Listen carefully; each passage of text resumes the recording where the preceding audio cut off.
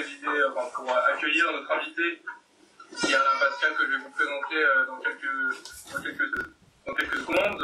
Pour ceux qui ne le connaissent pas, je vais vous le présenter. En tout cas, nous nous retrouvons aujourd'hui pour une conférence autour de la révolution cartésienne. Sujet ô combien intéressant et ô combien important aujourd'hui. Donc, pour ce qui est du Cercle Chateaubriand, nous sommes un groupe d'étudiants qui accueille des conférenciers, au mieux à Rennes et maintenant donc, sur notre chaîne YouTube, avec des jeunes pros, des étudiants qui sont là pour écouter des conférences intéressantes et qui sont là aussi pour s'instruire. Voilà. Donc c'est pour ça que le thème de la révolution cartésienne nous intéresse tout particulièrement. Pascal nous présentera aussi une conférence sur une autre révolution. Je pense que nous en parlerons un peu plus tard. Donc Alain Pascal, vous êtes né le 29 mars 1948 à Neuilly-sur-Seine. Vous êtes hélas. Vous étiez avocat au barreau. Avocat au bureau de Paris et ancien secrétaire de la conférence. N'est-ce pas? Oui. Il y a longtemps. Vous parlez aussi plusieurs langues, espagnol en plus du français. Et vous avez écrit qui est le siècle des Rose-Croix. Le siècle des Rose-Croix. Eh bien, c'est à vous, nous vous écoutons avec attention. Je vous remercie d'abord de cette invitation. Alors c'est un exercice que je n'ai jamais fait, c'est-à-dire que j'ai fait des conférences, mais jamais devant un ordinateur. Donc j'espère que je vais y arriver. J'ai effectivement écrit un certain nombre de livres. Bon, le siècle des Rose-Croix dont je vais vous parler aujourd'hui n'est pas le premier. J'ai écrit un certain nombre de livres sur la gnose et un cycle qui s'appelle la conspiration des philosophes. C'est un petit peu l'histoire secrète de la philosophie. Le premier tome s'appelait Les sources occultes de la philosophie moderne et le deuxième tome, qu'on peut lire évidemment indépendamment des autres, s'appelle effectivement alors je vais vous le présenter, Le siècle des Rose-Croix, et le sous-titre c'est Pascal contre Descartes. J'apprécie le sujet que vous m'avez donné à traiter parce que vous avez déjà donné un titre qui est la révolution cartésienne. Et il s'agit effectivement d'une révolution. Alors c'est une révolution philosophique, puisque c'est un bouleversement total de ce qui pouvait se faire à l'avance. En ce sens, Descartes est un novateur. Et c'est aussi l'anticipation de ce que sera la philosophie des Lumières, puisque la philosophie des Lumières va trouver sa source dans Descartes et surtout dans les cartésiens, c'est-à-dire ses disciples plus ou moins fidèles, mais qui se référeront à Descartes. Et les Lumières, comme vous le savez, aboutissent à la Révolution. La Révolution qui est un renversement total de civilisation. La Révolution a des causes politiques, on ne va pas les nier. Il y a des causes économiques, n'est-ce pas, de la bourgeoisie qui veut le pouvoir, etc. Il y a aussi dans la cause politique les nobles qui s'opposent au roi et qui veulent faire comme en Angleterre, c'est-à-dire mater le monarque. Et il y a surtout des causes religieuses, ce sont celles qui m'intéressent le plus. Henri Heine, qui n'était pas un catholique, a dit très clairement que la Révolution avait renversé le trône parce que le trône protégeait l'autel. Il est certain que le vrai fondement la vraie cause de la Révolution est l'anticatholicisme. Il s'agit de détruire la civilisation qui était fondée sur la tradition chrétienne, et la Révolution a substitué un régime à un autre. Mais elle a aussi substitué, c'est ce pourquoi elle m'intéresse, une philosophie à la tradition chrétienne. La tradition chrétienne était le fondement de la civilisation de l'Occident chrétien, et particulièrement de notre nation, de la France, qui était la fille aînée de l'Église, dont le roi n'était qu'un lieutenant sur terre. Et c'est la première fois dans l'histoire qu'une philosophie est substituée à une religion comme fondement de société. Cette philosophie est la philosophie des droits de l'homme. Donc je suis, ce n'est pas très conformiste, mais un adversaire de la philosophie des droits de l'homme. Et pour une raison très simple, c'est que lorsqu'on regarde le déroulement de l'histoire, depuis la Révolution, nous assistons à une déchristianisation. Et notre nation elle-même a apostasié la religion catholique, et elle est aujourd'hui laïque, c'est-à-dire anti-catholique. Toutes les religions peuvent être pratiquées, le catholicisme aussi, mais il n'est plus considéré comme la religion, la vraie religion, celle qui a été révélée par le Christ. Donc pour un catholique, évidemment, c'est un bouleversement total. Cette philosophie des droits de l'homme s'inscrit dans la suite de l'humanisme. Personne ne va le nier. C'est parce que l'homme, n'est-ce pas, l'humanisme a placé l'homme à la place de Dieu que petit à petit, dans un déroulement des siècles, est arrivée la Révolution. Et j'ai dans un livre précédent qui s'appelle La Renaissance, cette imposture, dénoncer la Renaissance, d'abord parce que le Moyen-Âge n'existe pas. Le Moyen-Âge est une fiction qui a été inventée un peu avant l'encyclopédie, mais qui a été surtout vulgarisée par l'encyclopédie.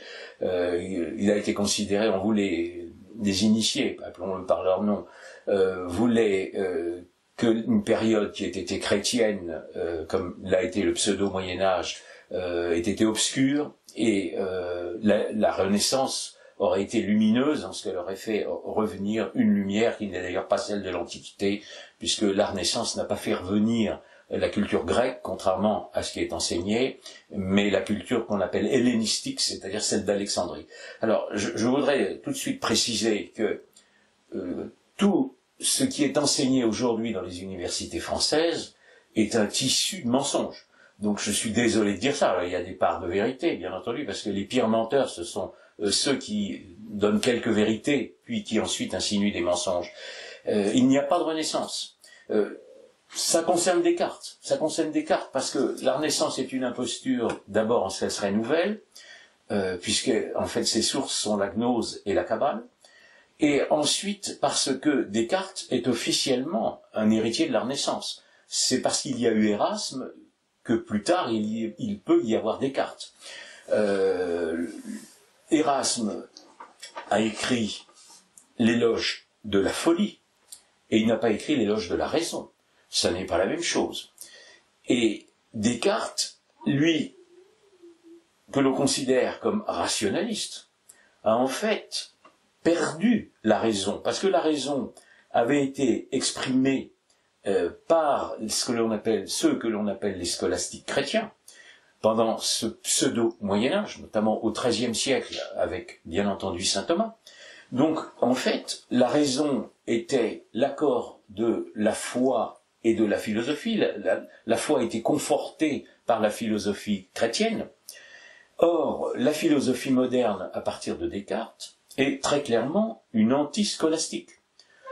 Je voudrais, alors pardon parce que l'organisation matérielle n'est pas tout à fait au point, mais je voudrais quand même donner une citation, parce que évidemment je n'invente rien.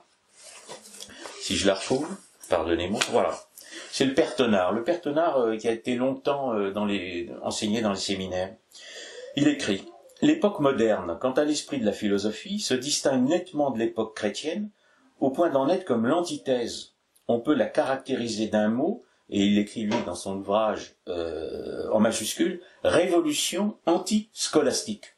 Les professeurs présentent Descartes comme un philosophe chrétien, alors que Descartes n'est pas un philosophe chrétien. Sa philosophie était certes géniale, mais on ne peut pas la considérer comme une philosophie chrétienne, puisqu'elle rompt avec l'habitude qui était à l'époque de baser, n'est-ce pas, la philosophie sur la révélation et sur la théologie. La philosophie était considérée comme inférieure à la théologie. La première rupture, d'ailleurs, n'est pas de Descartes, elle se passe au XIIe siècle, notamment avec Averroès, philosophie dite arabe. Alors, sur la chaîne Alain Pascal, puisque maintenant elle existe, j'ai fait un certain nombre de conférences de petits entretiens en tout cas sur l'histoire secrète de la philosophie, et il y en a un récent que j'ai fait sur la philosophie dite arabe mais qui n'est pas arabe. Averroès est le premier à rompre, à couper plutôt la philosophie de la théologie. Or c'est ce que va faire Descartes. Descartes, alors je vais donner ses dates quand même, n'est-ce pas, 1596-1650, et la première anomalie, le premier mensonge qui est malheureusement passé dans le langage commun, c'est de dire qu'on est cartésien quand on veut faire référence à la raison. N'est-ce pas? Être cartésien, c'est être raisonnable. Bien pas du tout. Parce qu'en fait, cartésien, au sens de Descartes, est une rupture avec ce qu'était le rationalisme scolastique. Donc c'est vraiment la principale rupture que peut faire Descartes, qu'un catholique peut lui faire, mais il est évident que ce reproche n'est pas compréhensible aujourd'hui, puisque les gens ne savent plus, les étudiants ne savent plus ce qu'est la scolastique. Alors pas les étudiants évidemment qui sont catholiques et qui étudient saint Thomas, mais j'entends des étudiants qui subissent les professeurs d'université. Deuxième erreur très importante, c'est de présenter Descartes comme un philosophe, le plus grand philosophe français. Bon, alors, évidemment, il est né en France, mais en vérité, la France de l'époque est une France catholique, et Descartes est un ennemi de la France catholique. Il va se dire catholique, il y a même des professeurs qui croient encore, qui enseignent encore qu'il l'a été, mais je vais essayer de vous faire comprendre qu'il ne l'est nullement. Si je ne le fais pas dans l'expression, je pense l'avoir mieux fait dans mon livre. Je ne suis pas nécessairement très à l'aise devant les micros. La première raison pour laquelle Descartes ne doit pas être considéré comme quelqu'un de rationnel, donc parce qu'il est l'héritier d'Érasme. Or Érasme avait fait donc l'éloge de la folie, donc c'est pas l'éloge de la raison, et Érasme n'y connaissait rien à la scolastique. Érasme se contentait dans l'éloge de la folie de se moquer du ventre, des bedaines des théologiens. Il était incapable de le contredire, tandis que Descartes, lui, est extrêmement féru de scolastique, il la connaît très très bien. Mais Descartes, vous savez qu'il est d'abord chez les jésuites, c'est là qu'il rencontre le père Mersenne, qui est un grand savant et qui lui présentera tous les savants du siècle. Descartes est évidemment un très grand mathématicien. C'est d'ailleurs, alors quand j'ai écrit donc ce livre qui s'appelle Pascal contre Descartes, quand on demandera à Pascal ce qu'il pense de Descartes, la première fois il dira c'est un bon mathématicien. Ça sous-entendait qu'il l'estimait peu en tant que philosophe. Et Descartes en fait tient sa fameuse méthode, non pas de ses professeurs, mais une fois qu'il a fini ses études, il a le choix, il est cadet, donc il a le choix entre les armes, n'est-ce pas, le sabre ou le goupillon, comme on s'exprimait à l'époque, et il ne choisit pas les ordres, il choisit le sabre. C'est honorable, on peut vouloir faire carrière dans l'armée, mais s'il avait eu la foi profonde, il aurait pu choisir les ordres. Et il va s'engager dans une armée protestante. Il ne s'engage pas dans une armée catholique, mais une armée protestante, qui est l'allié de la France. Mais c'est quand même extraordinaire. Et il est en Hollande, et il est ensuite à Ulm. Et c'est là où il a ses fameux songes. Vous savez que Descartes tient sa philosophie, donne dans le discours de la méthode l'origine de sa philosophie comme venant de ses fameux songes. Or, il a 3 songes qui sont en fait une illumination. Quand on décrit, j'ai décrit dans mon livre les 3 songes, on se rend compte qu'il s'agit en fait de 3 étapes, un peu comme 3 degrés, comme aura ensuite l'initiation maçonnique qui n'existe pas encore à cette époque, c'est certain. Et quand il est dans ces régions, il est en contact avec les fameux Rose-Croix. Bon, alors les Rose-Croix, c'est une secte je vais être très bref sur l'histoire des Rose-Croix ici. Bon, je l'ai analysé évidemment, mais ici, c'est une secte qui se dévoile au début du XVIIe siècle, mais qui est largement antérieure. Et si vous voulez, il y a un certain nombre de mathématiciens qui sont Rose-Croix, qui sont les amis de Descartes. Il prétendra qu'il n'a pas rencontré de Rose-Croix. On lit encore d'ailleurs dans les livres aussi universitaires que Descartes n'a pas rencontré de Rose-Croix, mais c'est faux, parce qu'il est l'ami de 2 Rose-Croix, notamment qui sont célèbres, qui sont Isaac Beckmann et Faughalbert. Et quand il est à Ulm, il reçoit une véritable illumination. Il ne s'agit donc pas d'un rationalisme qui viendrait simplement de la science, mais c'est d'une science ésotérique. C'est une science réservée à des initiés, qui est fortement teintée d'ésotérisme et notamment d'hermétisme. Dans son troisième songe, Descartes dit qu'il a pris connaissance. Alors dans le premier songe, parce que c'est quand même intéressant, il marche courbé devant des gens qui sont évidemment les initiés, et lui il est courbé parce qu'il n'est que profane. Dans le deuxième songe, il croit que le Saint-Esprit lui parle, mais ce n'est pas le Saint-Esprit qui l'inspire. C'est la lumière des Rose-Croix, et les Rose-Croix, dans leur légende, connaissent leur lumière de Lucifer. Donc nous sommes dans une inversion de l'illumination par le Saint-Esprit. Et dans le troisième songe, il dit qu'il a découvert la science admirable. C'est une expression qui est typiquement celle des théosophes, celle des hermétistes. Et en vérité, la mathématique que connaît Descartes est une mathématique ésotérique. Alors, je ne vais pas ici expliquer ce qu'est la Kabbale, qui est une tradition ésotérique juive, et qui comprend deux aspects. Le premier, c'est la théosophie, c'est-à-dire soi-disant science de la sagesse de Dieu. C'est contestable, c'est plutôt la folie des hommes, mais ça n'est pas le sujet. Mais c'est aussi une numérologie. Donc vous avez une mathématique ésotérique. Et les initiés de l'époque, il y en a un, évidemment, qui est avant Descartes, n'est-ce pas, et qui est le fameux Galilée. Galilée qui veut réduire toute la science à la mathématique, mais c'est une mathématique ésotérique. Galilée est condamné en 1633. Alors, vous savez aussi, enfin, sinon je vous l'apprendrai, que le procès de Galilée n'est pas le procès de Copernic. Copernic avait vécu un siècle avant, et Copernic avait été encouragé par l'Église. L'Église ne s'est jamais opposée à la science. C'est un des mensonges qui a été inventé par les révolutionnaires. Simplement, elle s'opposait aux charlatans, elle s'opposait aux alchimistes. C'est-à-dire, les alchimistes les mages sont des ancêtres de la science, ils ont transmis la magie aux alchimistes. Les alchimistes l'ont transmise aux Rose-Croix, et les Rose-Croix la transmettront aux francs-maçons au début du XVIIIe siècle. Donc, Galilée est condamné pour un certain nombre d'hérésies. Il n'est pas condamné à cause de l'hypothèse copernicienne. La fameuse phrase de Galilée lors de son procès, où il dirait que et pourtant il tourne. Enfin, on lui demande d'abjurer ses hérésies et il dit pourtant il tourne. C'est une invention des encyclopédistes. Aucun historien ne peut aujourd'hui, ça fait partie des faux historiques. Il y en avait eu plusieurs. Dans la croisade des Albigeois, le fameux tuez-les tous, Dieu reconnaîtra les chiens, attribué à Montfort, est aussi un faux historique. Aucun historien ne détient ces paroles. Ce sont des inventions des encyclopédistes principalement, donc pour évidemment nuire au christianisme. C'est important parce que la condamnation de Galilée, il est simplement condamné à se taire. Évidemment, il n'est pas condamné à un bûcher. Ça aussi, c'est tous les fantasmes sur l'Inquisition qui n'existent pas. Il y a eu des gens condamnés, évidemment, par l'Inquisition, mais il y en a eu très peu. Et en tout cas, Galilée n'a pas été condamné au bûcher, simplement au silence.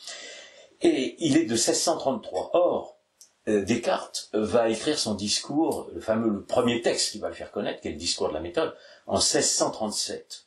Or, il est absolument évident que il a peur, il sait très bien que ce qu'il va dire dans son discours de la méthode est incompatible avec le catholicisme, donc il redoute une condamnation.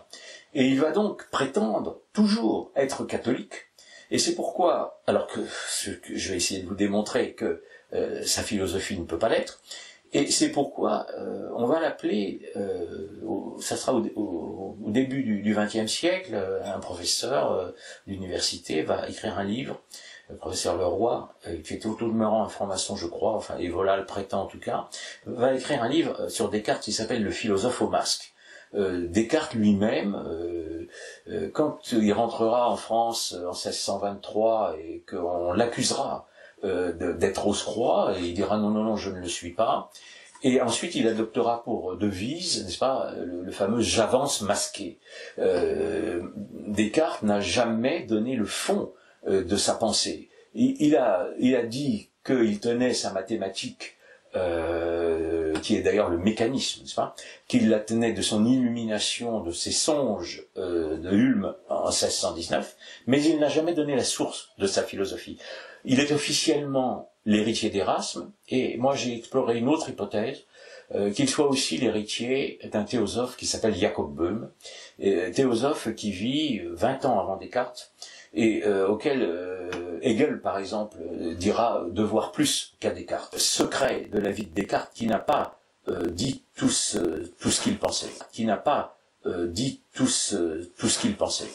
Le discours de la méthode qui le rend célèbre est en lui-même très irrespectueux de la théologie, alors sans l'avouer, mais il l'est en secret. Je vais d'ailleurs très simplement donner le titre du discours, le titre complet. On le connaît sous le nom de discours de la méthode, mais le titre est complet, c'est Discours de la méthode pour bien conduire la raison, d'accord, et chercher la vérité dans les sciences. Mais un chrétien ne cherche pas la vérité dans les sciences. La vérité a été révélée par notre Seigneur Jésus-Christ. La vérité est entièrement connue. Donc il peut, par les sciences, par la raison, par la philosophie et par même les sciences de la nature, notamment par la fameuse doctrine de l'analogie de l'être, c'est-à-dire en étudiant la nature, pouvoir par analogie découvrir qui peut être Dieu, mais il n'a pas à la chercher. La vérité, elle est révélée jusqu'à Descartes. Les philosophes chrétiens, on va appeler les scolastiques des philosophes chrétiens, partaient de la révélation et mettaient la philosophie au service de la révélation. Descartes, c'est pas du tout la même chose. Il cherche la vérité dans les sciences. Or, il va dire que cette recherche concerne d'abord les sciences naturelles, c'est-à-dire la matière. Cela, d'accord, ça c'est la science. Mais son deuxième livre va appliquer la méthode à la métaphysique. Ce sont les fameuses, donc en 1641. Donc il y a une hypocrisie au départ de Descartes qui dit qu'il est catholique. Alors est-ce que Descartes est un piètre philosophe? Non. C'est un très grand philosophe, hélas, puisqu'il a bouleversé toute l'histoire de la philosophie, puisqu'elle était chrétienne et qu'il l'a fait devenir antichrétienne. Plutôt ses héritiers, mais c'est de sa faute. Donc il n'est pas un piètre philosophe. Donc il se dissimule, donc il porte un masque, donc il ne dit pas la vérité.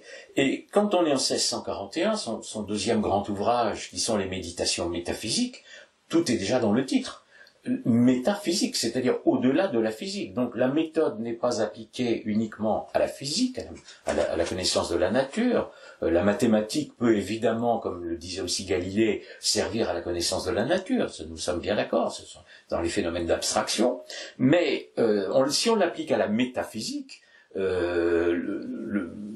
tout est chamboulé. C'est-à-dire par la métaphysique, vous savez que la métaphysique est une doctrine philosophique, mais elle est aussi étudiée en théologie. C'est aussi une science théologique. Elle fait partie de la théologie. Elle est inférieure à la révélation, mais elle fait partie de la théologie. Donc, il applique la méthode à la métaphysique. Et ça, c'est un bouleversement, parce que à partir de ce moment-là, la religion va être concernée. D'autant plus que, comme vous le savez, je me retrouve dans mon plan, pardonnez-moi,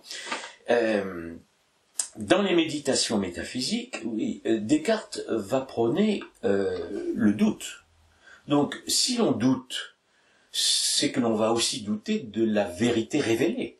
Si l'on applique à toutes les sciences, y compris à la métaphysique, le doute, même si c'est pour partir du doute pour essayer de démontrer l'existence de Dieu, mais la démonstration de l'existence de Dieu, elle n'a pas besoin d'être faite à l'époque. Elle a déjà été faite par les scolastiques, notamment par saint Thomas. Quand saint Thomas reprend les 4 causes aristotéliciennes, etc., et il applique le schéma d'Aristote pour pour essayer de conforter la théologie, c'est fait. Donc Descartes, on n'a pas besoin au XVIIe siècle de chercher des preuves de l'existence de Dieu. Donc il commence par le doute. Donc il crée le doute. Donc déjà, ça n'est plus une certitude. Vous savez que la foi, n'est-ce pas, est une certitude, mais c'est pas une certitude irrationnelle. C'est une adhésion à un dogme. Nous avons un dogme qui est éminemment rationnel, qui est fondé sur le logos, c'est-à-dire la révélation, logos qui veut dire logique, n'est-ce pas, le rationalisme chrétien, le rationalisme de la révélation. Le christianisme n'est pas un irrationalisme. Le protestantisme sera un irrationalisme. L'islam est un irrationalisme, mais pas le catholicisme, pas la tradition chrétienne. Elle est fondée sur un dogme rationnel, le mot logos, n'est-ce pas, repris d'ailleurs dans les philosophies antiques, depuis Héraclite, déformé par les néoplatoniciens, mais est repris ensuite par les théologiens, Saint Paul lui-même, même Saint Jean emploie le terme logos à propos du Christ. Nous nous inscrivons à ce moment-là dans une logique. Vous avez un hellénisme chrétien, puis une scolastique chrétienne, qui sont éminemment rationnels. Et Descartes va abandonner cette méthode qui est la méthode classique de la théologie pour fonder sa connaissance sur le fameux cogito. Le cogito, c'est-à-dire je pense, donc je suis. Donc il s'agit d'une double rupture. La première rupture, et qui me fait parler d'imposture rationaliste, c'est que un rationalisme, et une société d'ailleurs, ne peuvent pas être fondés sur la science, parce que la science est par essence changeante. Le propre de la science, c'est de démontrer le lendemain le contraire de ce qu'elle a démontré la veille. Donc on ne peut pas fonder une société sur la science, ni sur un rationalisme philosophique. Toutes les sociétés anciennes, dans l'Antiquité, toutes les sociétés avaient été fondées sur des traditions, sur des religions, qui étaient des religions païennes, mais les sociétés étaient fondées sur des religions. Et c'est d'autant plus vrai que le rationalisme de Descartes est fondé et basé sur une science qui s'appelle le mécanisme. À l'époque de Descartes, la science est le mécanisme. Mais le mécanisme, c'est une science qui est aujourd'hui obsolète. On a démontré, après Descartes, que le mécanisme, n'est-ce pas, c'était une utopie scientifique. Nous avons aujourd'hui aussi un dogme, entre guillemets, qui est le fameux dogme de l'évolutionnisme. Il faudra absolument être évolutionniste, pas pour ne pas croire évidemment que Dieu aurait pu créer l'univers, ça vraiment c'est ringard de croire encore en Dieu, n'est-ce pas? Mais l'évolutionnisme, c'est une mythologie, c'est-à-dire que pour l'instant la science ne l'a pas démontré et qu'on est obligé d'y croire. Donc c'est une forme de dogme, mais on ne peut pas fonder une société, donc notre société actuelle qui doit obligatoirement croire en l'évolutionnisme, croit à des fictions, à une fiction. Il faut donc qu'une société soit fondée non pas, et un rationalisme aussi soit fondé non pas sur la science, mais sur une religion. Et nous avons une religion supérieure à toutes les anciennes, puisqu'elle est révélée par le Fils de Dieu. Les religions d'avant, l'humanité, avant le Christ et avant la révélation faite à Moïse, était en quête de Dieu. Bon, je sortirai prochainement un livre qui portera ce titre. Et ensuite, à partir du Christ, nous savons tout. Tout a été révélé, il n'y a plus d'ésotérisme possible. Donc la science ne peut que conforter ce qui a été dit par le Christ. Donc Descartes, lui, dit tout le contraire. Et non seulement il ne parle plus de Dieu pour descendre vers l'homme, mais il va partir de l'homme pour fonder la connaissance. Le fameux « je pense donc je suis », ça veut dire, c'est ma pensée, à moi, qui crée mon « je suis », c'est-à-dire mon être. C'est une inversion totale. Un chrétien, lui, doit dire « je suis », c'est-à-dire « je suis, j'ai un être, Dieu m'a créé, n'est-ce pas, avec un corps et avec une âme. Et dans cette âme, il y a évidemment ma faculté rationnelle, n'est-ce pas, la raison naturelle qui avait été décrite par Descartes, mais aussi mon esprit, c'est-à-dire la partie de l'âme qui est tournée vers Dieu, et ce qui me permet de penser. Donc je suis, donc je pense, et non pas je pense, donc je suis. Parce que sinon, la pensée de l'homme, le cogito, le sujet pensant, la pensée va précéder l'être. Je pense que, j'espère que je m'exprime assez clairement sur ce point. C'est un point qui bouleverse totalement la doctrine de l'être chrétienne, n'est-ce pas? Ça n'est plus simplement. Alors Descartes lui-même, évidemment, ne va pas poser son cogito comme le concurrent de Dieu, mais ses successeurs le feront, parce qu'à partir du moment où mon être à moi vient de ma pensée, à ce moment-là, je ne suis plus un être créé avant de penser. Donc c'est un bouleversement, c'est une révolution. En plus, c'est une illusion totale. Ça va aboutir après à Kant, qui va dire que c'est l'homme qui construit le réel, n'est-ce pas? Donc, alors que le réel existe en dehors de nous. Descartes dit pire encore, parce que quand on va parler de Dieu, il va substituer à la révélation un critère qui est celui de l'évidence. Il va dire Dieu est évident, c'est très bien, mais le critère de l'évidence, c'est un critère subjectif. Moi n'est pas évident à mon voisin. Donc si Dieu n'est qu'évident par rapport au sujet pensant, par rapport à un petit moi, à ce moment-là, Dieu va devenir la construction, il va devenir un Dieu psychique, c'est-à-dire qu'il va devenir la construction que peut faire un esprit humain. Un esprit humain va imaginer Dieu. Alors ça encore, Descartes lui-même ne le dit pas, mais c'était déjà sous-jacent dans la théosophie de Böhm, donc l'a-t-il connu? C'est très probable, parce que Böhm est connu notamment en Allemagne et en Hollande, là où Descartes a été militaire. Et pardon, j'ai perdu mon fil, mais oui, c'est ça. Descartes va dire pire encore, parce qu'il non seulement il dit je pense donc je suis, mais il dit je pense Dieu. Donc à ce moment-là, Dieu n'est plus l'être qui est, Dieu n'est plus l'être qui est, pas Yahvé comme Dieu s'était présenté à Moïse, mais il est simplement parce que je pense qu'il est. Donc c'est l'homme à ce moment-là qui est le créateur de Dieu, c'est-à-dire ce Dieu devient psychologique. Ce Dieu devient une invention, devient le fruit de l'imagination, il n'est plus l'être créateur, il est concurrencé par le sujet pensant, et cela va aboutir à la négation un jour de Dieu. Ce Dieu-là, un jour, qui est un Dieu d'abord aussi basé sur le mécanisme, sur la mathématique, donc n'est-ce pas, la connaissance mathématique de la nature permettrait la connaissance de Dieu, il y a des choses qui s'allument. Pardonnez-moi, c'est un petit domaine technique, apparemment ça va. Et donc, ce Dieu-là, un jour, pourra être nié. Parce que si Dieu est simplement une invention humaine, Dieu n'a plus d'existence en tant qu'être. C'est la conséquence de la révolution de Descartes.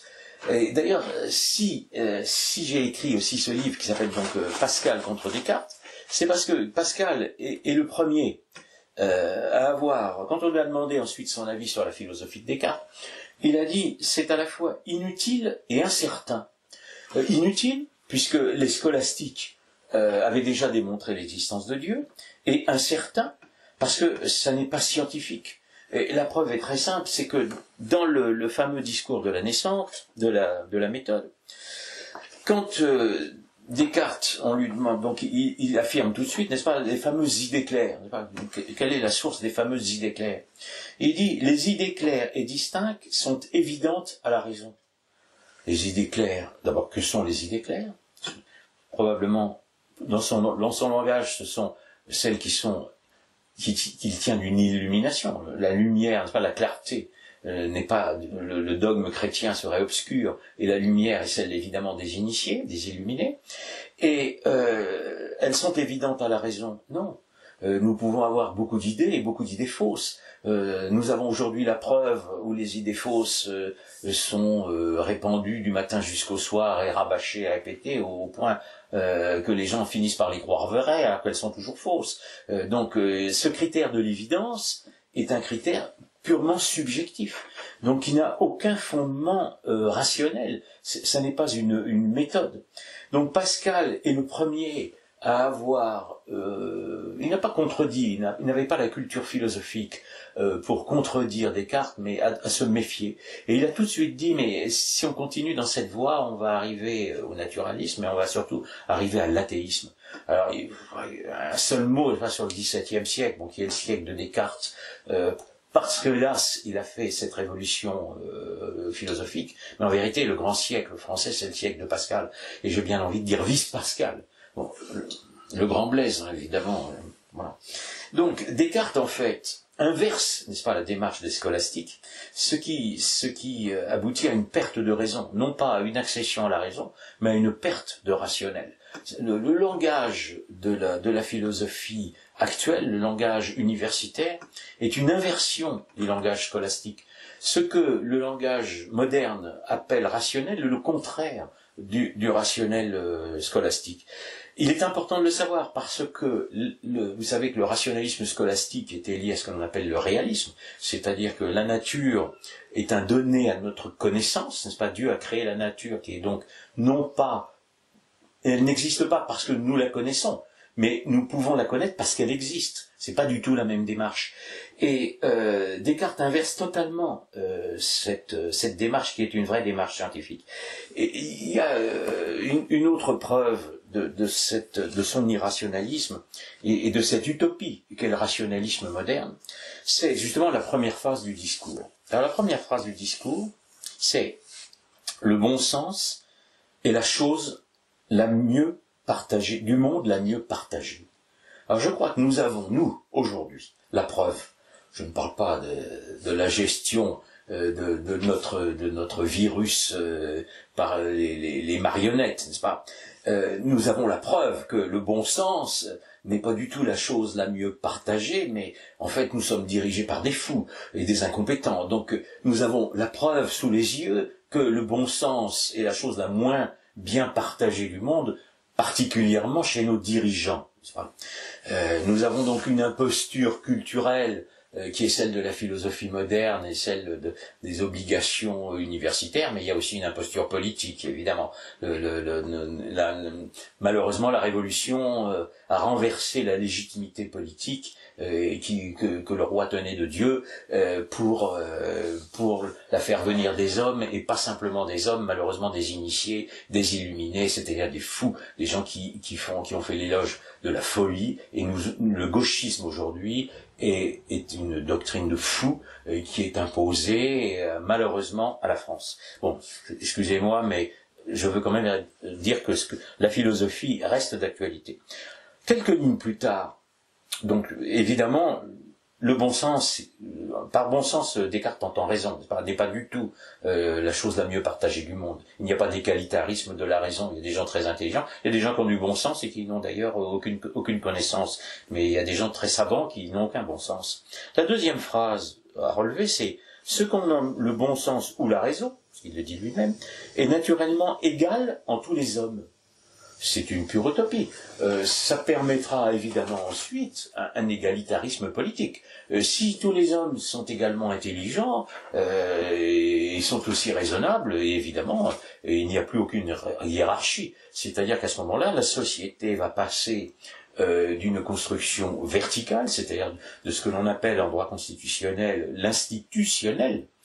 C'est une institution, tout pouvoir vient de Dieu, le roi est son représentant. On n'est pas obligé d'ailleurs en tant que catholique d'être monarchiste. Je préfère la monarchie, mais c'est pas une obligation. Par contre, on va passer à la constitution, c'est-à-dire c'est l'homme qui va lui-même constituer son régime. Pour l'instant, ça n'a pas vraiment réussi. Le monde moderne n'a pas vraiment fait un progrès sur ce plan. C'est une opposition. Bon,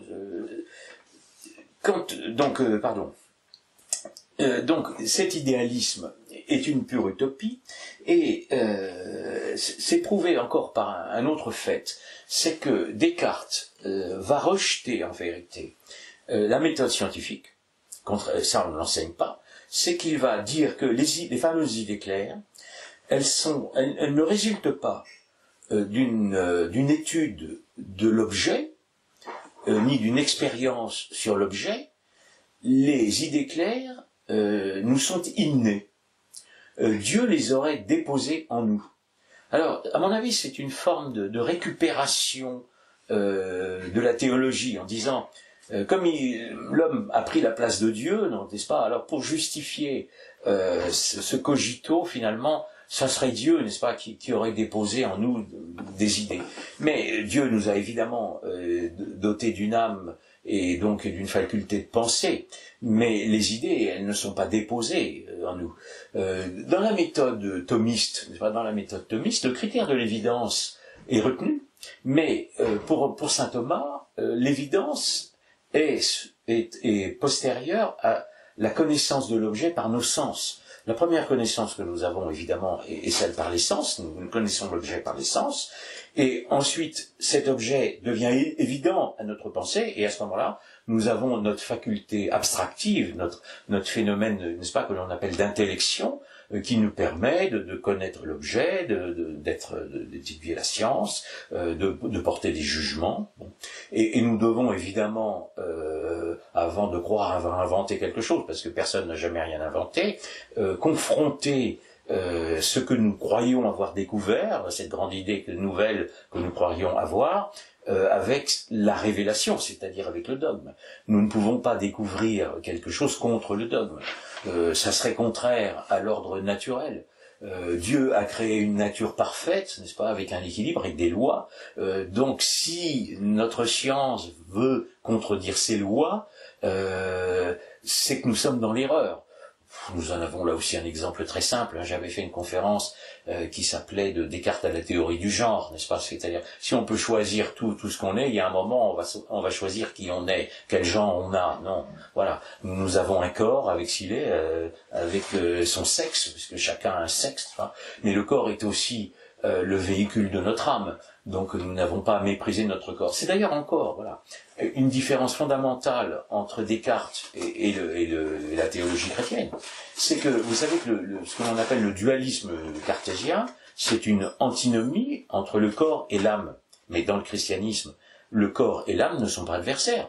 Le corps et l'âme sont unis, n'est-ce pas, dans une existence unique d'ailleurs, il n'y a pas de métempsychose, et le corps n'est pas un mal. Le corps sert à la procréation, donc Dieu veut que l'humanité continue, ce qui n'est pas le cas quand on pratique des avortements, n'est-ce pas, ce crime. Et ensuite, le corps est le véhicule de l'âme. L'âme survit à notre corps pour rejoindre le corps mystique du Christ, mais elle est véhiculée par notre corps, donc le corps n'est pas un mal. Or, le dualisme cartésien, c'est une opposition irrémédiable entre le corps et l'âme. Et d'abord, alors, il faut bien s'entendre sur le mot dualisme, je ne veux pas être trop long là-dessus, mais dans le christianisme, il y a ce que l'on appelle un dualisme métaphysique, c'est-à-dire, vous avez un être créateur, qui est Dieu, et un être créé, qui est l'univers. Il n'y a pas une confusion entre les deux. Dieu, la nature n'est pas le corps de Dieu. Dieu est le créateur d'un univers qui n'est pas son corps. Tandis que le dualisme cartésien n'a rien à voir avec ça. En vérité, le dualisme cartésien rejoint ce qu'on en appelle un monisme de l'être, c'est-à-dire que tout serait contenu dans un grand tout, dans un grand un, ce qui était la conception de l'Antiquité, puisqu'elle n'avait pas, avant la Genèse, l'humanité n'a pas connaissance du Dieu créateur, mais ce qui est aussi redevenu la conception moderne. À partir du moment où on nie Dieu, tout doit trouver sa cause dans le un, c'est-à-dire dans la nature. C'est-à-dire qu'il faut à ce moment-là que la nature se crée elle-même. C'est ce qui n'est pas quelque chose de très rationnel, qui n'est pas prouvé d'abord. Vous savez, l'Antiquité, n'est-ce pas, croyait en l'éternité de la nature, et le Dieu, même le Dieu de Platon et d'Aristote, est un Dieu qui est un esprit interne au cosmos, c'est-à-dire interne à la nature. Je fais ce rappel parce que quand Descartes parle de Dieu, en vérité, il parle d'un esprit.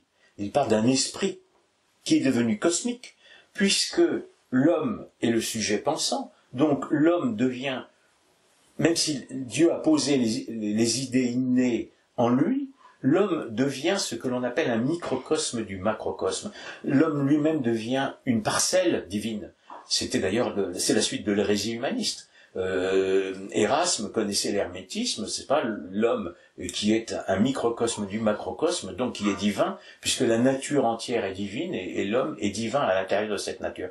Or, en vérité, il est bien reconnu par les historiens de la philosophie que l'idéalisme de Descartes est un spiritualisme. Et le spiritualisme, c'est un esprit interne au cosmos et non pas externe au cosmos. Donc Descartes ne le dit pas, il ne peut pas le dire, mais c'est une suite, une conclusion logique que l'on doit tirer. Et on en a une preuve. C'est que, vous savez que l'idéalisme de Descartes n'est que la première partie de sa philosophie. la deuxième partie est ce qu'il appelle un matérialisme. Et ce matérialisme, le matérialisme moderne, a sa source dans Descartes, pas uniquement. Il l'a aussi dans un Rose-Croix anglais d'ailleurs, qui s'appelle Francis Bacon, n'est-ce pas, qui est de la même époque, et qui est chancelier d'Angleterre. C'est pour vous dire que déjà, les initiés de l'époque étaient très près des pouvoirs. Et la philosophie cartésienne va se couper en deux dans sa suite. Il va y avoir des spiritualistes, des idéalistes spiritualistes, et il va y avoir des matérialistes. C'est-à-dire que le matérialisme moderne, donc qui est évidemment fondé sur la négation de Dieu, a sa source dans Descartes. Même des gens qui vont le revendiquer. Trouve la page. Fais rien. Kant,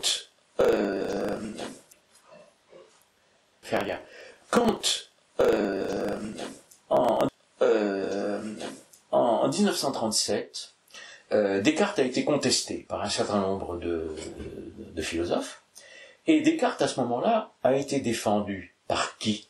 Il a été défendu par les communistes. Ce sont les communistes, et puis après la guerre, c'est Sartre, qui était la plaie, n'est-ce pas, quand j'étais à l'université, et ce sont eux qui ont défendu Descartes, parce qu'ils savent très très bien que toute la philosophie moderne qui suit, et tout le matérialisme a sa source dans Descartes. Donc, en vérité, Descartes a été revendiqué par les pires criminels de toute l'histoire. C'est pour ça que je suis devenu un anti-moderne. C'est-à-dire que la philosophie moderne, alors, après Descartes, mais c'est lui qui a provoqué cette rupture avec la théologie chrétienne, qui a provoqué cette rupture avec la théologie chrétienne. Et tous les philosophes modernes étaient des successeurs de Descartes, des successeurs de Descartes.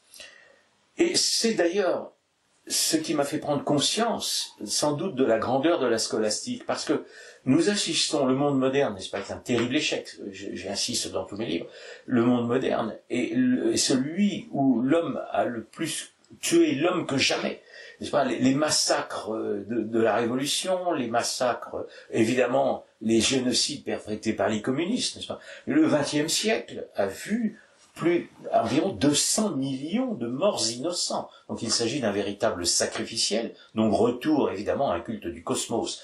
Dans le cosmopolitisme politique contemporain, dans le mondialisme contemporain, dans lequel est intégré le communisme, n'est-ce pas, il y a le culte du cosmos, donc le retour au sacrificiel cosmique. Le Christ, n'est-ce pas, se serait-il sacrifié pour rien? Le Fils de Dieu se serait-il sacrifié pour rien? Malheureusement, oui. C'est ce qui m'a fait redécouvrir la grandeur de la scolastique. À partir du moment où toutes les philosophies modernes sont à la fois des utopies, c'est-à-dire n'ont pas de fondement rationnel, et qu'en plus, un art se juge à ses fruits, elles ont été à la source de monstruosités humaines, c'est donc que la vérité, c'est donc qu'elles sont dans l'erreur. Et comme elles ont été une négation de la scolastique, ce qui est revendiqué d'ailleurs par les auteurs communistes que j'ai cités dans mon livre, ça veut bien dire que la vérité était dans la scolastique. Voilà. Nous avons aujourd'hui la preuve, à contrario, de l'erreur, n'est-ce pas, cartésienne, qui a entraîné toutes les erreurs suivantes. Voilà, la grande question après que je me suis posée, c'est pourquoi? Il est certain que les gens sont allés plus loin, que les philosophes du XVIIIe sont allés plus loin que Descartes. Mais quand même, si Descartes, alors ça n'est pas prouvé, Descartes était Rose-Croix enseigné, il y a des auteurs qui le concèdent, même des spécialistes, des historiens des Rose-Croix certains revendiquent Descartes, mais les Rose-Croix sont les ancêtres des francs-maçons. Ça va être un phénomène que j'ai décrit aussi dans ce livre, dans le siècle des Rose-Croix. Ils vont rentrer dans les loges, vous savez, que l'on appelle opératives, et ils vont les faire muter en spéculatives. Or, ce qu'on appelle des maçons acceptés, qui sont acceptés par des maçons opératifs, vont faire muter les loges en spéculatifs, c'est la franc-maçonnerie dite moderne. Et Descartes, lui, alors cette franc-maçonnerie est fondée par des protestants, et Descartes, lui, avait choisi une armée protestante. Il va ensuite vivre en pays protestant. Il peut très bien vivre en France. Hein. Il est protégé. Il est protégé par Mersenne. Il avait été protégé avant par Bérulle. Même Richelieu lui dit qu'il peut rentrer. Bon, et il va être très proche du Palatinat. Alors, les Rose-Croix avaient, au début du siècle, à partir du Palatinat, avaient un État. Ils avaient déjà éclairé, n'est-ce pas, un électeur Palatinat qui avait tenté de prendre le pouvoir en Bohême, n'est-ce pas, c'est le début de la guerre de 30 ans. Et Descartes, à ce moment-là, fait partie de l'armée, il sert à ce moment-là le duc de Bavière, donc qui est un catholique, et il fait partie de l'armée qui gagne ce qu'on appelle la bataille de la Montagne Blanche, et il abandonne aussitôt l'armée, mais il va dans des régions où sont les Rose-Croix. Il n'a pas voulu les poursuivre, et il va dans ces régions-là. Et quand il va ensuite vivre en pays protestant, alors je crois même, je ne l'ai pas mis dans mon livre parce que j'en ai pas trouvé la preuve, mais j'ai lu que quand il est en Hollande, il a une fille, et elle est baptisée entre guillemets, dans la religion protestante. Donc ça n'est pas une démarche catholique.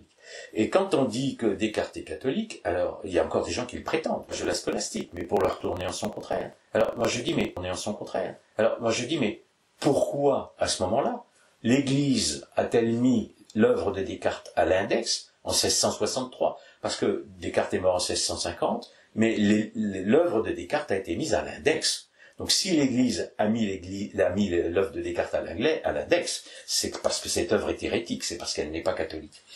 Ce qu'il y a d'intéressant, c'est qu'ensuite, voilà, quand il va en Suède, vous savez qu'il va mourir en Suède. En fait, il va en Suède, alors on le sait par un de ses biographes contemporains, qui est un abbé, qui apprend d'ailleurs aussi, c'est lui aussi qui nous apprend que Descartes a rencontré des Rose-Croix quand il est en Allemagne. Et quand il va ensuite en Suède, en fait, et ça c'est dans une historienne anglaise qui s'appelle Yates, spécialiste des Rose-Croix, et tout à fait conformiste. En fait, il va en Suède pour persuader la reine de Suède de soutenir le Palatinat. Le Palatinat qui est l'État rosicrucien. Les Rose-Croix espéraient faire un État anglo-allemand, c'est-à-dire une Europe, n'est-ce pas, anglo-allemande. Avec le fameux Comenius, n'est-ce pas, qui a son buste à l'UNESCO, et qui, lui, voulait que le monde entier soit gouverné par des supérieurs inconnus. Voilà. Donc, je crois que tout ça est passé... on comprend que l'UNESCO, aujourd'hui, rend hommage à Comenius, n'est-ce pas? Je ne ferai pas d'autres commentaires, tout le monde l'aura compris. Ce qu'il y a d'intéressant, c'est que tout le XVIIIe siècle vient de Descartes.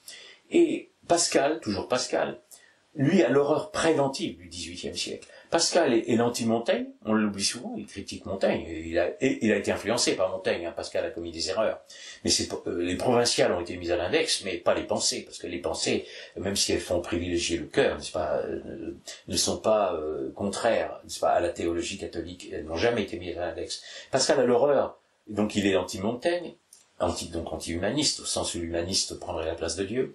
Il est l'anti-Descartes, donc parce qu'il est le premier à dire que cette philosophie est redoutable, et il est à l'avance l'anti-Voltaire. Donc j'ai encore envie de dire vive Pascal, toujours le même. Un arbre, je conclurai en disant qu'un arbre se juge à ses fruits. Dans la suite de Descartes, bon, vous avez un que je vais mettre à part, parce que dans la conspiration des philosophes, il n'en fait pas partie, c'est Malebranche. Bon, Malebranche a commis un certain nombre d'erreurs, mais en fait, l'obsession de Malebranche, donc en fin de siècle, est d'essayer de christianiser Descartes. Donc si Malebranche a tant voulu christianiser Descartes, c'est bien parce qu'il a compris que Descartes n'était pas chrétien. Mais dans la suite de Descartes, vous avez Spinoza. Alors Spinoza, qui est l'ancêtre du progressisme, donc tout à fait d'actualité, et Spinoza, qui est non seulement un disciple de Descartes, mais qui est aussi un disciple du fameux Jacob Böhm. Il se réfère officiellement à Jacob Böhm. Et vous avez les philosophes anglais, Hobbes, n'est-ce pas, qui est le théoricien du despotisme qui va devenir le despotisme éclairé, et qui est d'ailleurs un collaborateur de Cromwell qui prend le pouvoir en Angleterre, qui décapite, qui fait décapiter le roi Stuart Charles Ier, et qui tue, qui massacre des quantités de catholiques. Ça, on n'en parle jamais, tous les massacres de catholiques. Dans les guerres de religion, déjà du XVIe siècle, il y a 10 fois plus de victimes catholiques que protestantes, mais ça, on n'en parle jamais. Et vous avez aussi John Locke, donc qui est le théoricien du libéralisme qui poussera à la révolution libérale de 1688. Alors, je vous en parlerai un jour, je ne sais pas si la semaine prochaine, on verra sur les programmes, mais ça, c'est à voir. Et vous avez enfin Newton, évidemment, qui est l'inventeur, si l'on peut s'exprimer ainsi, du déisme maçonnique, donc qui va évidemment écarter des fameuses constitutions d'Anderson, le dieu chrétien, pour le remplacer par un vague principe déiste qui finira d'ailleurs aussi en athéisme, parce que le déisme maçonnique est lui-même une utopie. Donc à partir de ce moment-là, c'est quand le Grand Orient rompra en 1877, c'est assez logique que la franc-maçonnerie est rompue avec un grand architecte de l'univers qui est une fiction, qui est le grand G, c'est une fiction à la fois mathématique et idéaliste et philosophique. Et enfin, vous avez Leibniz qui est à la fois, lui, comme Spinoza, cartésien et böhmien, c'est-à-dire, lui aussi se réfère à la théosophie de Jacob Böhm. Je rappelle, les Rose-Croix, Böhm, théosophe Rose-Croix, illuminé par Lucifer. Donc, nous sommes vraiment dans l'inversion totale de la lumière. C'est d'ailleurs pourquoi j'ai appelé tous ces philosophes non pas les philosophes des Lumières, mais que j'ai appelé le livre qui suit le siècle des ténèbres, enfin, le siècle des Lumières, mais la vraie lumière vient de Dieu, donc le XVIIIe siècle est le siècle des ténèbres.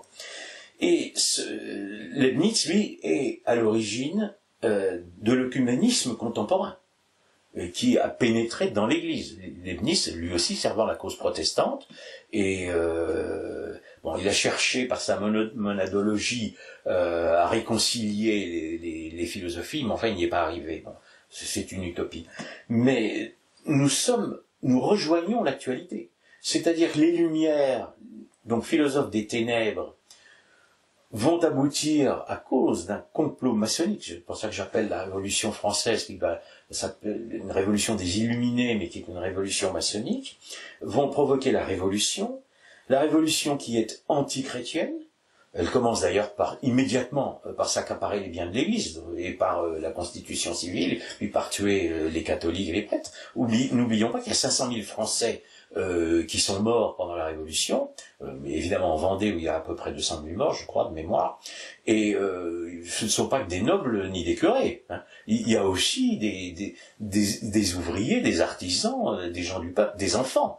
On a coupé la tête à des enfants de 8 ans, hein. Donc il faut quand même le faire. Je veux dire, c'est absolument monstrueux. Je ne parle pas en plus d'actes de barbarie qui ont été évoqués dans certains livres, et je les noterai quand même dans un futur livre. Mais la révolution, elle continue de nos jours. Elle n'est pas terminée, ça a été avoué assez récemment. Et le mondialisme qui veut établir le cosmopolitisme, c'est-à-dire le politique du cosmos, est l'aboutissement de la révolution. Donc nous sommes toujours dans l'ère révolutionnaire, qui est une tragédie. Donc nous devons sortir de cette ère révolutionnaire. Et je crois, ce que je cherche à faire, c'est à mener une croisade culturelle, parce que la culture prédétermine tous les choix politiques. Nous sommes aujourd'hui contraints à des mauvais choix politiques, nous sommes emmenés vers le pire, parce que les gens n'ont plus de culture. C'est un mensonge généralisé qui a été imposé, qui est toujours imposé à l'université, dans les médias. Donc, je mène une croisade culturelle. Tous les esprits curieux, et particulièrement évidemment les catholiques, à se pencher sur l'histoire, à récupérer l'histoire, à se réapproprier l'histoire, se réapproprier la vérité historique, parce que la vérité historique conduira à la vérité religieuse. Donc, en fait, je vais conclure comme je conclus depuis un certain temps, nous avons l'obligation de défendre la vérité telle qu'elle nous a été révélée par le Christ. C'est un devoir pour nous. Même si on se moque de nous, nous avons cette obligation. Et je conclurai donc en disant très simplement à tout le monde, n'est-ce pas, considérez-vous bien ainsi, nous sommes des croisés. Voilà, je vous remercie.